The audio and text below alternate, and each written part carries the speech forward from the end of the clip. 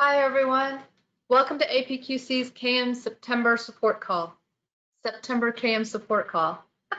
My name is Darcy Lemons, and I'm APQC's project manager for the KM Capability Assessment Tool and Process. Joining me today is Zakia Ellis, who's working in the background to help ensure that everything runs smoothly. And just delighted to have you all here with us today. So for those of you who perhaps haven't been on one of these calls before, each month we're going to focus on a different category of capabilities in our KM Capability Assessment Tool. Now, we record each of these sessions, so if you've missed any of the sessions from the previous months, you can find them posted and available on APQC's YouTube channel. And we will be recording today's call, and we'll send you a link to that recording early next week. So during today's call, we'll discuss the 5 levels of KM maturity as they relate to the knowledge flow process capability. We'll also talk about the benefits of assessing maturity and some decisions that you'll need to make with regard to KM maturity at your organizations. So if you have any questions as we go throughout, please feel free to post your questions in the question area of the GoToWebinar control bar. You can also raise your hand to let us know that you have a question. And when we get to the end of the session today, or before we get to the end of the session today, we'll have some time to take y'all's questions and you'll have some opportunity to share with us. Okay? All right, so let's get started. Hey, look at that. My computer worked right off the bat. That's a first for me this week. So for those of you who might not be familiar with the KM Capability Assessment Tool, our tool measures the maturity of your KM program against capabilities in 12 different areas. And those 12 areas are organized here into 4 macro categories: strategy, people, process, content, and IT. We are focusing on the process macro category right now, and I'm talking about knowledge flow processes today. So I just want to give you a little bit of history about the tool before we jump into the knowledge flow process capability. And the assessment tool itself complements APQC's 5 levels of knowledge management maturity, which we'll talk about a little bit later this morning, and it's on another slide in this presentation. We built both the 5 levels of knowledge management maturity and the KM Capability Assessment Tool in collaboration with several APQC members about 12 years ago or so. And the maturity model and the KM Capability Assessment Tool have been around now, like I said, for a little over a decade. They are built on best practices for knowledge management that have really stood the test of time. So let's jump into the knowledge flow processes capability. All right, so here you can see the capability statements associated with the first three levels of knowledge management maturity. And I want to start just by saying, why is knowledge flow processes so important? Why do we even give them a section in our knowledge management capability assessment tool? And the reason is because processes are how work gets done in our organizations, whether these are formally documented processes with process definition documents and maybe Visio workflows and things like that, or there might be more informal processes, but that's how work gets done in our organizations. And so KM, knowledge management, or actually knowledge in and of itself, has its own knowledge flow process. We create knowledge, we categorize and identify that knowledge, we collect and capture and collect it somewhere, we review it to ensure its accuracy and relevancy, we share it out and make it available for others to use and put it in places and give them access, and all for the purpose of ensuring knowledge use, or that people can apply it in their work when they're ready to use it in their workflows. And really, the value of KM is only realized when we get around that knowledge flow process up to the point where people can use or apply it. As APQC's former president, Dr. Carla Odell, is fond of saying, knowledge is sticky. People don't hoard knowledge, they hoard their time and energy. And so it's up to us as KM professionals to put processes into place that help their knowledge flow. And so now coming to the maturity statements that you see here, typically in less mature organizations, what we see is that this knowledge flow is handled through more informal exchanges, right? So these could be anything from conversations at the coffee bar, back when we could gather at coffee bars. They might be through chats, whatever discussion or chat mechanism, Teams, Slack, whatever you might be using in your organizations. It might be through, over lunch, over a drink after work one day. But this knowledge flow, it's more informal, right? It's happening occasionally and usually on a reactive ad hoc basis. However, as the maturity of our KM capabilities improves inside of our organizations, what we see is that these knowledge flow processes become more stabilized, standardized, consistent, and actually embedded in core business processes across the organization. So at level 1, though, those processes tend to be very bespoke, if you will, or very specific to the culture of a particular team or function or department inside of an organization. We don't have usually at level 1 any kind of common processes or standard processes to enable knowledge flow inside our organizations, or at least not formal mechanisms for doing so. There might be some organic ways that are happening, but I'm willing to bet that for the most part, they look a little different across every team, department, or functional area. And then as organizations mature and move up to level 2 maturity, what we see is that the KM teams in these organizations are generally focused on enabling localized knowledge flow. So again, staying kind of within that department or team, within a functional area or within a business unit of an organization. The focus is on enabling knowledge flow within that area, a specific area of the organization, in order to improve collaboration and business results in those areas of the organization. And a lot of times what we see is that some of the initial steps to do that are through our KM approaches, like our communities of practice, lessons learned processes and systems, after action reviews, and similar knowledge sharing approaches. And the goal at this point really is to make knowledge sharing and collaboration part of the mode of operations for that area of the organization by providing these approaches like communities that employees can begin to integrate into their work routines. And what we typically see is that the KM teams at these organizations are taking those kind of baby steps at this point to begin to ingrain knowledge flow into those workflows for people to help them answer questions for themselves, maybe to enable better customer support and enable answering better responses to answer customer questions, sell new business, solve different problems that they may be facing. So for example, NASA embeds knowledge flow in their project management methodology. And their project and program managers are required to search for lessons learned at key milestones throughout the projects.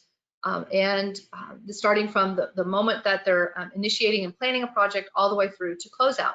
And to help facilitate this, one of the things that the agency did was it took the lessons learned form template and it standardized it across all 10 sites here in the US. And they made the template really easy to use and embedded some mechanisms in it, some tagging and things like that in it, so that it's easy to search and find them. It's easy to complete and submit them. And they also streamlined the information that is included in those lessons learned template to make it a little bit easier for people to review and absorb.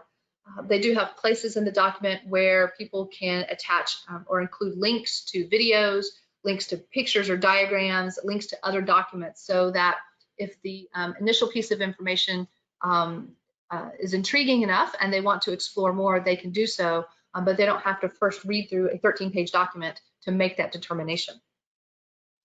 Then as organizations mature even further and find their way up to level 3 maturity, what we see is that really that focus shifts, and it's more on meeting business requirements and achieving results, and really developing that common infrastructure for the knowledge flow processes, so that we're taking those steps to get it consistent, and to get it stabilized and to get it standardized, so that at some point we can actually integrate it, fully integrate it into our core business processes. And usually at level 3, we're not seeing that this standardization is completely enterprise-wide. That's a bit much to ask for at level 3. But what we do see is that it's applied, whatever that knowledge flow process is, it's applied consistently across a significant portion of the organization, depending on what parts of the organization your KM program happens to support. The consistency and having that stabilized, consistent kind of process enables, what it means is that then now there's simplicity in the process, so it makes it easier for employees to get engaged and participate. There's a level of efficiency in the process now, so that it's cheaper and faster for the KM team and the IT teams to maintain the processes and whatever IT systems that they might be built on. And there, again, that standardization, which means that instead of having to try to figure out what's the next thing to do, it's clearly laid out for us with prompts, alerts, links to guidance and tools along the way, so that people can really focus on the work that they're doing and not on the KM thing that they might view as being kind of in addition to their own work. Also, excuse me, so one of the, just want to pause for a moment here from talking about the maturity levels and just show you APQC's knowledge flow process. And what I want to point out here is that the process starts on the right side of this cycle with create, and then flows into identify. So this is happening, daily in most of our organizations, right? Knowledge is being created in some format, some way or shape, depending on what that looks like, will change depending on the area of the organization that it's in. It gets identified, we begin to name it, begin to categorize it, we capture and collect it somewhere, then the review process, if necessary, to ensure that it's accurate and up to date. We share it out to people who might be working in that workflow or in that process flow with us, so that they become aware of it. We make it accessible to others so that they can then apply and use. And remember what I said earlier, that it's this application or use of the knowledge that's really the goal for the whole process, right? Because we can have the best processes and steps for creating, identifying, collecting, and review, all of this. We can have the best steps, the best process in the world for these 6 steps. But if people aren't using or applying it to drive value, then we've missed the mark somewhere, right? There's a gap somewhere in how we're trying to connect these steps to the way that people work. All right, so then at level 4 maturity, what we see is that organizations have really embedded their knowledge flow processes.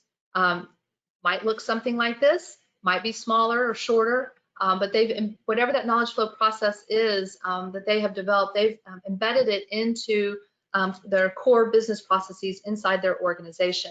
And a lot of, at this point, what we do expect to see that, if you have an enterprise-wide KM program at level 4, this is going to be done or achieved enterprise-wide.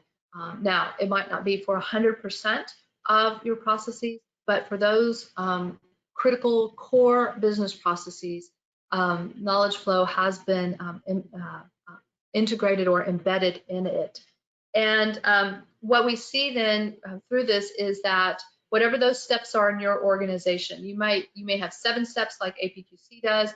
You might have 4 steps. Maybe it's just identify, capture, access, and use. Whatever that looks like in your organization, you've been able to integrate it and connect it to the business processes so that your employees, they don't see it as something different, as something separate that they have to go and do. It is now just one of the many steps that they need and tasks that they have to do as part of their process or part of their workflows. So a couple of examples that I can think of, and I actually have one I can share with you in just a minute too, is MWH Global. They embed KM in all 3 phases of their project life cycles, similar to NASA, right? So it's knowledge management is embedded in their planning, execution, and closeout phases of their projects. So at the beginning, in the planning phase, the project manager is required to review the project plan and identify and plan out knowledge transfer activities, when these are going to occur across the phases of the project. And then during the execution phase of the project manager and the project team members are required to fill out what they call a knowledge transfer document. And this document becomes a working record for the project. So they can capture in it, maybe any new practices that they've established, or lessons learned that they've encountered along the way, anything that they consider to be really critical to become a record of the project. And there are prompts, they're automated prompts that happen at key points in the execution phase of the project to remind the project manager and the project team to take the time to complete the knowledge transfer tool or fill out the knowledge transfer tool.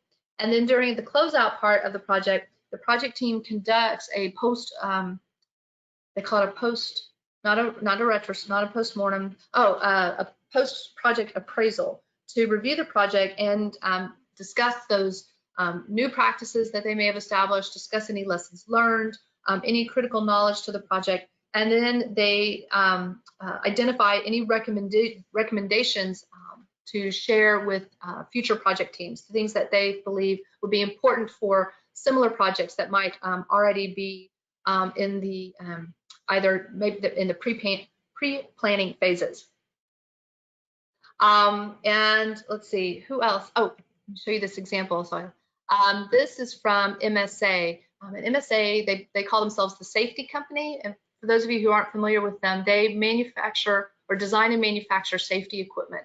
So these are everything from those kind of glow-in-the-dark orange and yellow safety vests, hard hats, breathing apparatus for first, like firefighters and other safety equipment for first responders and the military around the world. And they realized they had an opportunity to improve their product development processes by incorporating and ensuring a flow of knowledge through that process. So the KM team worked with the process owners to incorporate lessons learned into the product development process, and not just at the end, because they knew some of these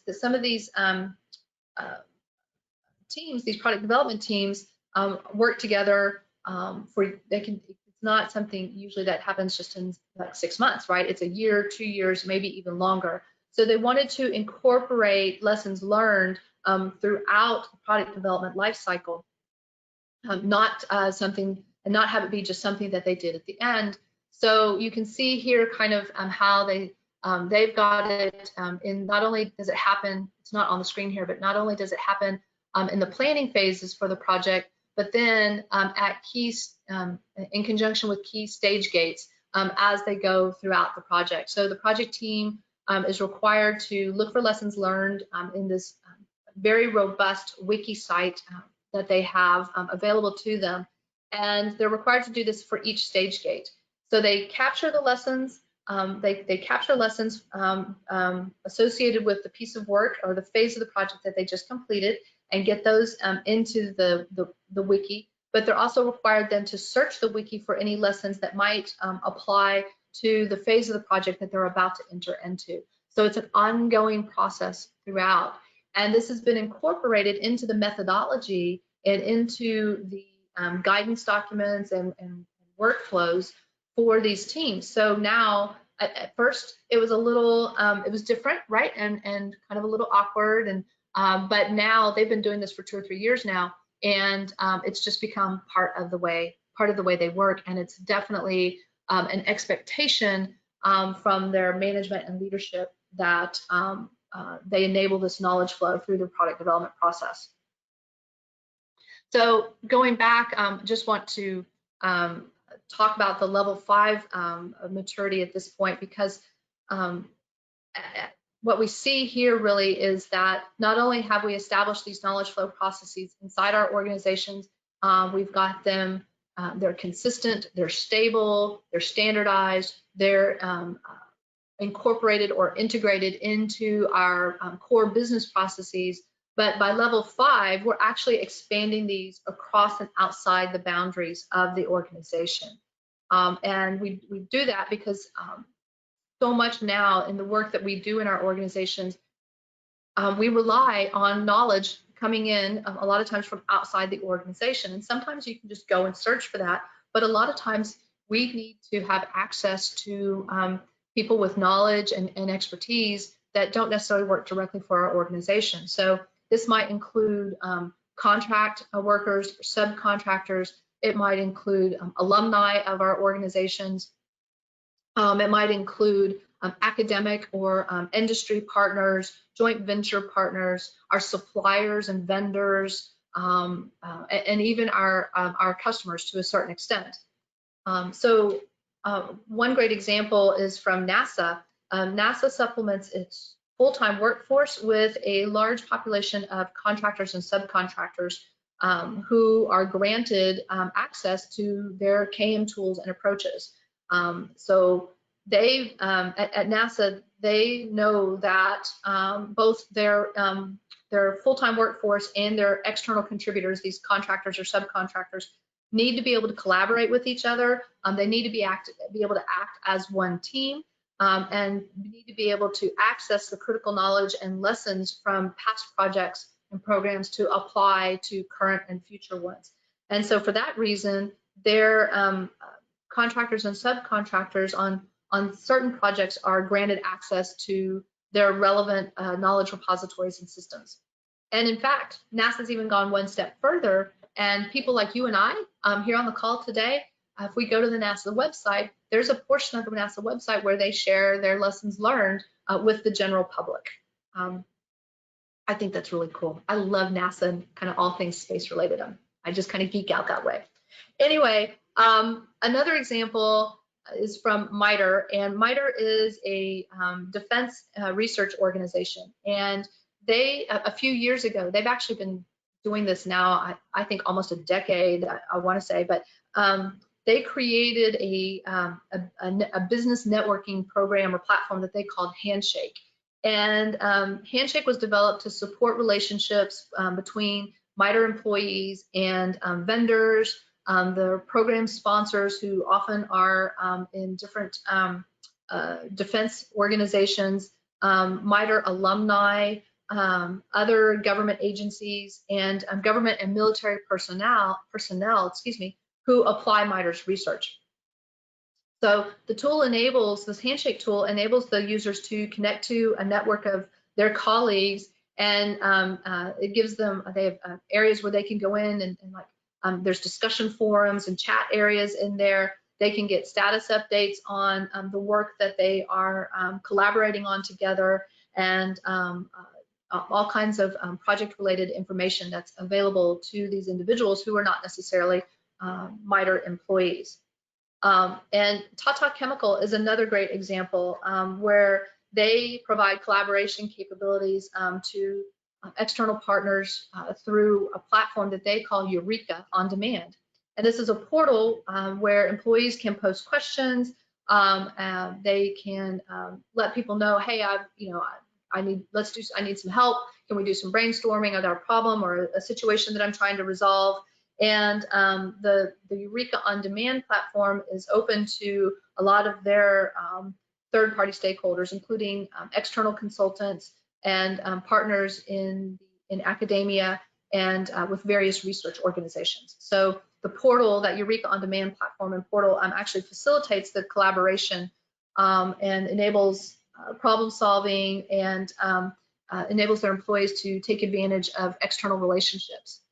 There was one more I wanted to share with y'all. Oh, World Vision. World Vision has also done something similar with their communities of practice, where the platform that their communities are built on, the community leaders have the capability through their community platform to grant access to experts in different health fields or disciplines outside of the organization, and so that they can engage with World Vision professionals, and they can do just that, share ideas, discuss new trends in healthcare with relation to vision, and so on. So it's been a really positive experience for them once they were able to open up their communities that way. All right, so we've talked about the 5 levels of knowledge flow processes, and I've given you some examples of what that looks like in different organizations. Let's talk about now, this is APQC's levels of knowledge management maturity, and you can see them laid out here. We've come a long way since we first started with this 10 years ago, but what we've really seen is that the challenges, organizations really struggle as they're going through levels 1 and 2 a lot of times, right? You're trying to get things, your KM activities organized, you're trying to develop and establish common approaches, get some consistency in there so that you get up to this level 3, where we call it the standardized level of maturity, where you have these common processes and approaches, and you're able to really apply and then leverage your knowledge for the organization. And you all have a decision that you need to make in your organizations, and the decision is, what level of maturity is right for my organization, right? Not every organization needs to be a level 4 or a level 5. In fact, we know of many organizations who have achieved level 3 maturity and are recognizing a lot of benefits. They're seeing positive results from this, and they're quite happy to be at level 3, and they decided that's as far as they're going to go. They're going to continue to enhance and improve the approaches and processes and the techniques that they've put in place, but they're not necessarily pushing to get up to level 4 or level 5, because for them, they recognize that the resource requirements and perhaps the budget and things like that for level 4 and level 5 just aren't there for them right now. So they're going to maximize and optimize everything they can at level 3, and they can sustain quite nicely at that level 3 maturity. There is quite a bit of a hurdle moving from level 3 to level 4, and in terms of the people resources, financial resources, and ensuring that you've got sustainable support from all levels of the organization, from leadership, business management, and down to your end users in your organization. And it can be quite a challenge to get from that level 3 to level 4. Most organizations that do achieve a level 4 or level 5, they have they're very driven to do so because of the nature of the work of the organization. So a lot of times our level 4, level 5 organizations are in the professional services field, where knowledge is their ticket, right? That knowledge is what they deal in, that's what they sell. Their knowledge and expertise, that's what they sell to their clients. So for them, it really makes sense to get up to that level 4 or 5. For other organizations, level 3 is as far as they need to go. Like I said earlier, they're achieving good things, seeing some really positive results out of that. So they don't feel that push necessarily to go any any further up that level. So just want to put that out there. Conversation you all might need to be having inside your organizations to determine, where do we really want to be? What feels like is going to be the right fit for our organization? There are benefits definitely to assessing maturity. I mean, I get this question all the time, right? Darcy, why should we assess our maturity? What do we get out of it? What happens if we pause in our work long enough to complete APGC's KM capability assessment tool, or any KM assessment tool that might be out there in the market? And I tell people, regardless of what tool you use, we'd love for you to use ours, but we know there's a lot of others out there. So regardless of which one you use, there are benefits to doing this, and you can see some of them here on the screen. We actually conducted a bit of research a few years ago to better understand the drivers and enablers of knowledge management. And we took all the data that we had collected to date through our KM capability assessment tool and ran some statistical analysis, did some statistical analysis on it. And these are some of the things we learned. We actually have a full report that we call, I think it's the Accelerators of Knowledge Management. And that report is in our resource library. So if you want to dig into it and see what else we learned through that bit of analysis that we did, you're certainly welcome to do so. But anyway, organizations that assess their maturity, what we find is that they're going through the assessment itself helps them better define where their strengths lie, where there are opportunities for improvement, and will help them kind of create that action plan for those opportunities. In addition, you can see here, they're because they've done that assessment and taken a critical look at their processes and systems and techniques inside their organization for KM, they're more likely to find that they can embed KM in their core business processes.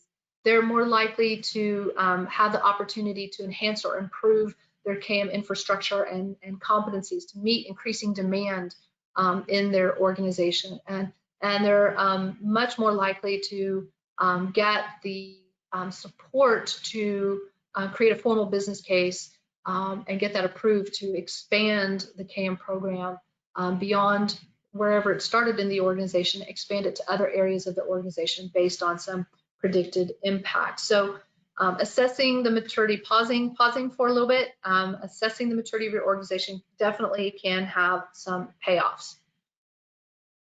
Now, if you do so happen to use APQC's KM capability assessment tool, these are a few things that people have shared with us over the years, some of the benefits that they've recognized of using APQC's assessment tool. So you can see here some of the things they've been able to, again, assess those where they are, where their strengths are, where there are opportunities for improvement, and use the results of the assessment to help make some strategic decisions to build business cases for further investment, to help support some decisions with leadership, to benchmark with other organizations, and to as a means of measuring their progress against their key performance indicators for their KM program.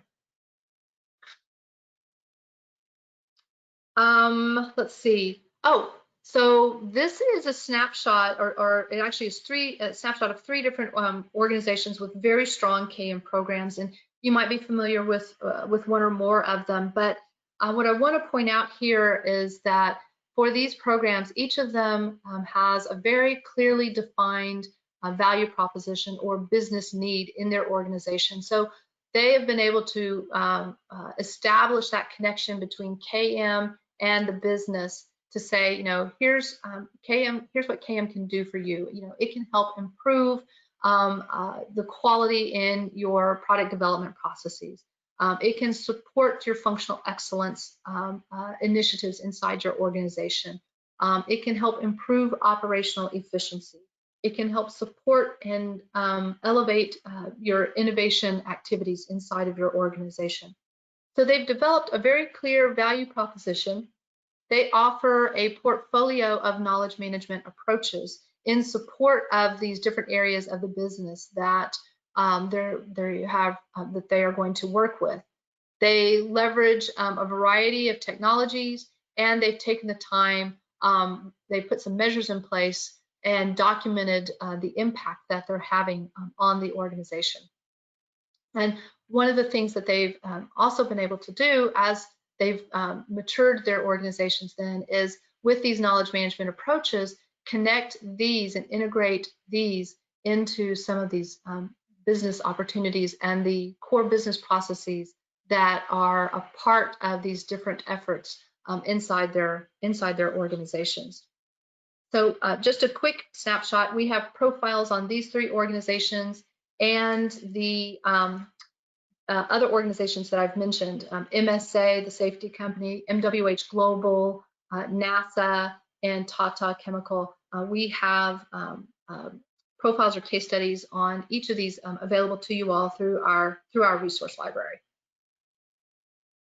So if any of you have been to our assessment tool, the webpage for our KAM capability assessment tool recently, you may have seen this message, or prior to this, you may have seen a little icon or a graphic that said, under construction. And we have been working really hard over these past few months to update and improve our KAM capability assessment tool and its report.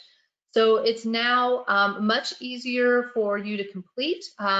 For those of you who have taken it before, it used to be there was a lot of writing for you all where you had to go in and describe your KAM, your activities and behaviors and things like that to prove then the capability in your organization. And now with we have a very robust assessment tool that we've switched all of that. It's now multiple choice.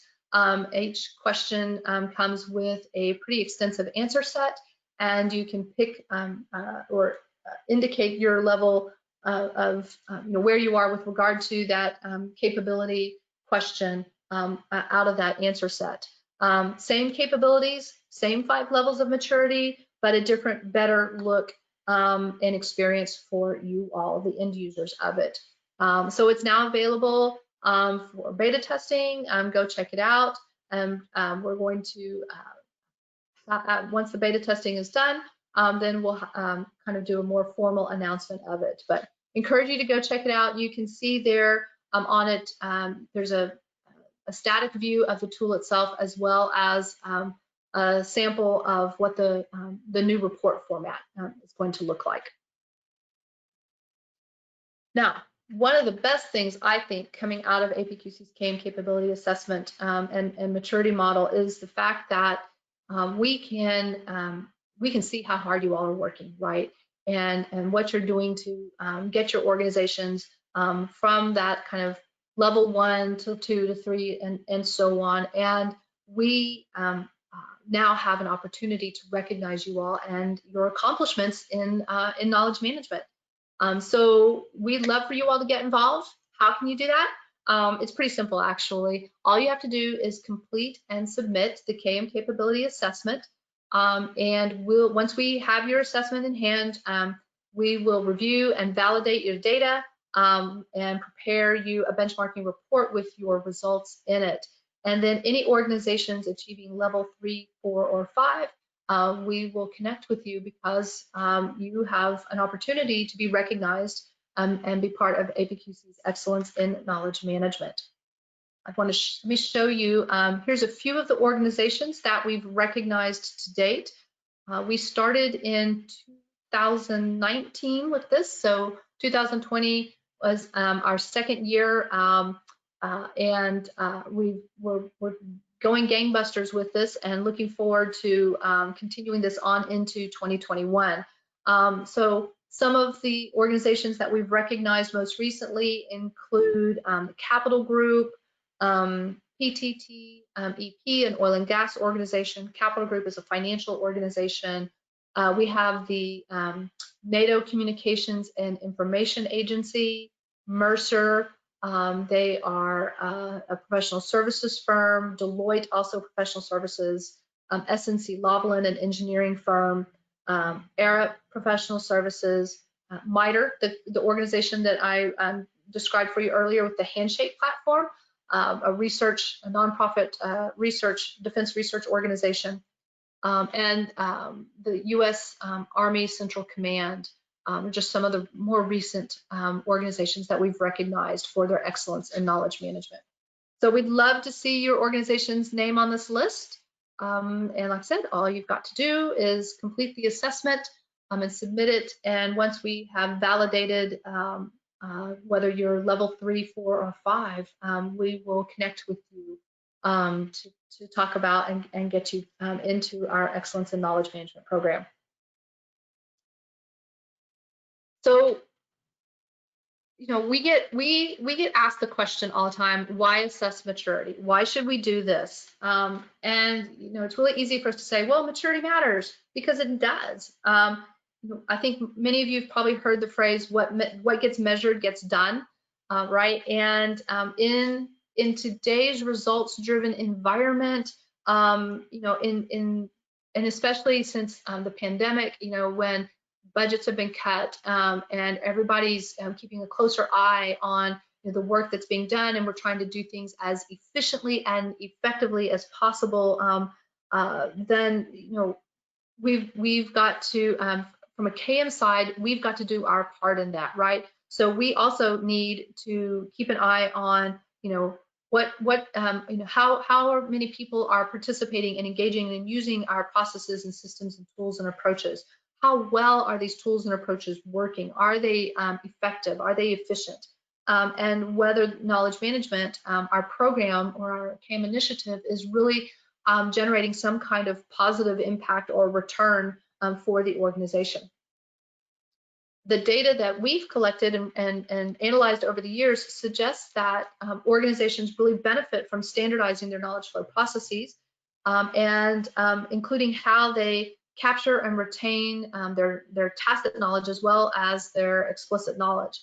And organizations that do this, that have this kind of knowledge capture, transfer, and use focus in their organizations are almost twice as likely to achieve the goal of KM, which is knowledge reuse or application inside their organizations, right? And they're also much more likely, I think up to 4 times more likely, to identify and address barriers to knowledge sharing and use, and 6 times more likely to be able to leverage their knowledge for competitive advantage. However, our data also shows that only 23%, approximately 23% of the organizations that have submitted their data to us through the KM Capability Assessment Tool, only 23% of them support their programs with doing any kind of regular assessment of maturity or benchmarking internally and externally with other organizations and analysis. Conversely, then, our data shows that those organizations that are in that 23%, they outperform their peers on several important KM capability measures, such as ensuring alignment with the business strategy, their ability to address those barriers, and the ability to actually expand on and continually improve their KM program and initiatives inside their organization. So maturity matters, and we encourage you all to, at some point, whether you're doing it at the beginning, in the early stages of your journey, to kind of set that baseline, or maybe you've been at it for 2, 3, 4 years or even longer, and you want to validate where you are. We encourage you to take a pause and assess the maturity of your KM efforts inside your organizations. We do have a lot of resources available to you all in our resource library. Some of these, I know we have a mix of members and non-members on the call today. So some of these are member-only resources, but we do have a few KM resources that are available to non-members as well. And I just wanted to highlight a few of them right here. So the that report that I was talking about earlier, What Accelerates KM Maturity, 5 Critical Success Factors, is a great, it really goes into detail about the those 5 and some additional information and data on these accelerators of KM maturity. There's APQC's Introduction to Knowledge Mapping.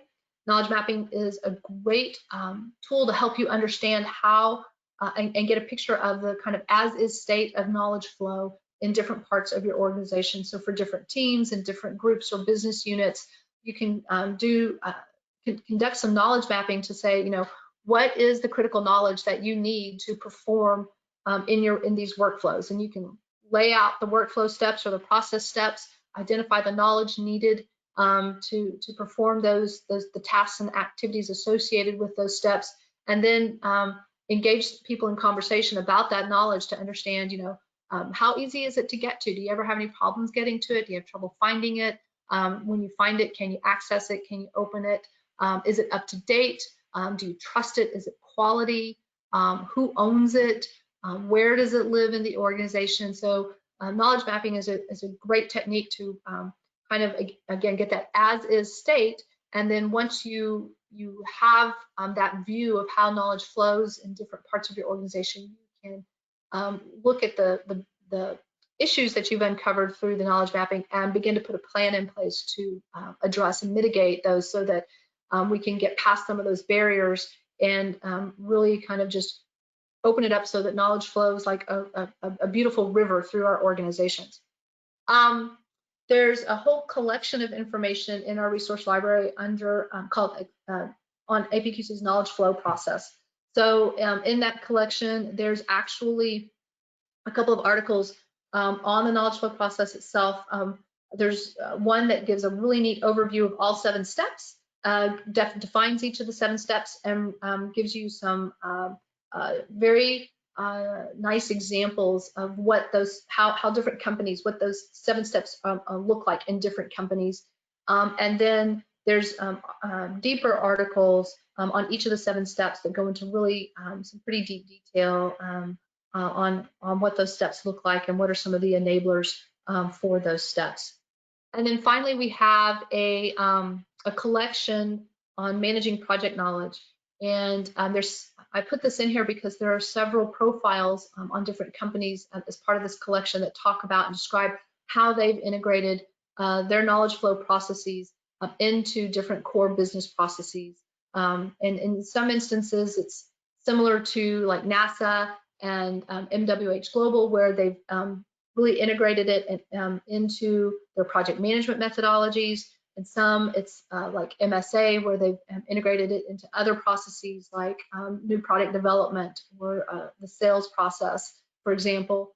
And then others, it's not so much that it's integrated step by step into a process, but it's more like what they've done to insert or awareness and of KM into different areas or different places in people's workflows with alerts, how they're using some of some of this cool new AI and cognitive technologies to help with decision trees, alerts reminding people to do things, or prompting them, asking them questions. Have you gone and checked this? Did you look for lessons learned? Did you check this client's history to see if they've done some work like this before? So anyway, a lot of great examples in there. And I encourage you all to, when you get a chance, to go in and check those out. There's a lot more. So if you get through these and you still have some questions, then feel free to reach out to us, and we'll do our best to point you in the right direction in our resource library. That's all that I have prepared for you all today. So we've got a few minutes left. I just, if anybody has any questions, please feel free to put those into the question area of your go-to control bar, or you can raise your hand and we'll open your line and take questions. I'm gonna pause for a moment, give you all a moment to think. Thanks, Darcy. And I will just respond to a question that I did receive about the resources. We'll be sending a follow-up email either today or at the latest on Monday with the link to the slide and the recording from today's session, along with these resources that Darcy shared during today's session. Excellent. Thank you, Z. You're welcome. And I have a hand raised. I'm going to open up your line. Trot, are you there?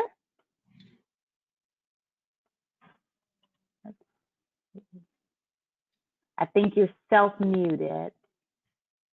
Yeah, you may have to take yourselves off mute.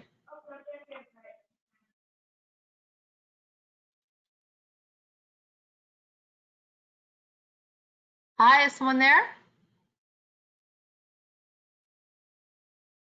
Well, see. Yep, I'm gonna go ahead, Sherrod. I'm gonna go ahead and lower your hand, but if you have another question, please let us know. And we'll try again. Yes. See any other hands raised or questions? Oh, I do have a question. This one comes from Lorena, and she says, wondering how the level is tied to industry. Wondering how the levels, I'm curious to know a little bit more. Is it possible to open her line? I would love to, Lorena. If you are okay with that, I'm going to open up your line now to ask live so we can get a little bit more information. Are you there, Lorena? Yes, can you hear me? Yes. Yes. Okay, so this has been very interesting for me, but I was wondering, when you, for example, said that the maturity level, I mean, not all companies need to reach out to level 5 or 4, was wondering if that is some kind tied to the type of company. So it's not the same, for example, for a professional services company to share lessons learned with externally, let's say, than, for example, an oil and gas company that will of course share externally lessons learned from their work. So I was wondering if that is tied to the industry or not, or it's just my thinking. Sure. No, that's a good question. And so I'll say that, I can't say that it's supported by data, but what we've seen is just a few trends, right? And so, for example, so staying with the professional services industry, because what they're dealing with is their knowledge and expertise, right? If you're going to, a PricewaterhouseCoopers, you're hiring them to help and bringing them on board because of their tax expertise. Or for an Accenture, it might be their IT implementation expertise. So they are dealing in knowledge in and of itself. And so for them, they feel very much that they want to be at level 5 because their product is knowledge. And also they very much view the fact that if they can say that they have a level 5 maturity, it gives them a bit of a competitive edge or competitive advantage in their specific industries, or the industries that they specialize in. On the other side of things, for example, in the military, where it's very command and control, and what we've seen is that for them, the appeal of being at level there's an appeal to being at level 3 because of the standardization, the consistency and standardization, and the ability to scale those knowledge flow processes and KM approaches, and basically adapt and repeat or replicate them in different parts of their part of the military, whatever command they might be responsible for. And so for them, they're like, it makes really good sense to get up to level 3, but they're not necessarily concerned with getting to a level 4 or level 5 because of it just doesn't make sense in their culture and in their operational models. So there's two contrasts right there. And then what we've seen in, for example, the pharmaceutical industry and in oil and gas, there is, as two more examples, there is definitely a push to get to level 3, and some of them even get up to level 4 or 5. But what they've told us, and again, this isn't supported by data, this is just feedback that we've heard from these organizations. What they've told us is that they can get to level 3 fairly quickly, and have those consistent standardized processes and approaches and things like that. But because of the some of the challenges that getting to level 4 or 5, some of the challenges that they encounter there in terms of the resources, the people resources, and the financial resources to get there, and then being able to sustain at level 4 or level 5 is just, they've found that it's just not very practical. And so they've said, you know what, there may be elements of their KM program that are at level 4 or level 5. So maybe their knowledge flow processes, they are level 5 maturity with their level, you know, they've got standardized processes, they're integrated into core business processes, and they've expanded them to allow their subcontractors or partners in academia or industry to be able to collaborate with them. But other capabilities, some of their other KM capabilities, like their change management, communication, budget, some of their people resources, they can't get to level 4 or 5 in those for whatever reason. There's a variety of reasons why that may not happen.